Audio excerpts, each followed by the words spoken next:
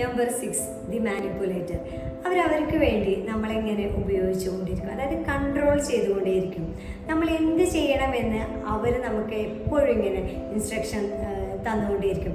അങ്ങനെ ചെയ്യണം, ഇങ്ങനെ ചെയ്യണം, ഇത് ചെയ്യരുത്, അത് ചെയ്യരുത് എന്നൊക്കെ പറഞ്ഞിട്ട് അവർ നമ്മളോട് അഭിനയിക്കുകയാണ്, നമ്മളെ സ്നേഹിക്കുന്നുണ്ട് എന്ന്. പക്ഷെ റിയൽ ആയിട്ടുള്ളൊരു സ്നേഹം ഉണ്ടാവൽ ബുദ്ധിമുട്ടാണ്. നമുക്ക് ചുറ്റും ഒരു വേലി കെട്ടി വെച്ചിരിക്കുകയാണ് സ്നേഹത്തിൻ്റെ പേരിൽ. നമ്മളെ അനങ്ങാൻ സമ്മതിക്കില്ല.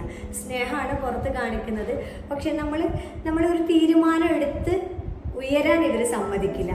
ഒരു വല്ലാത്ത സ്നേഹത്തോടു കൂടി നമ്മളെ ചേർത്ത് വെക്കുന്നത് പോലെ നമുക്ക് ഫീൽ ചെയ്യും. പക്ഷെ ഒരു പരിധിയിൽ കൂടുതൽ നമ്മളെ വളരുന്നതിന് വല്ലാതെ വിഷമിക്കുന്ന തരം ടോക്സിക് ആളുകളാണ് ദി മാനിപ്പുലേറ്റർ. ഇങ്ങനെയുള്ള ഒരു ഹസ്ബൻഡോ ഒരു വൈഫോ ഒരു അച്ഛനമ്മയോ നമ്മളാവരുത്. കാരണം കൂടെയുള്ളവർക്ക് വലിയ ബുദ്ധിമുട്ടായിരിക്കും.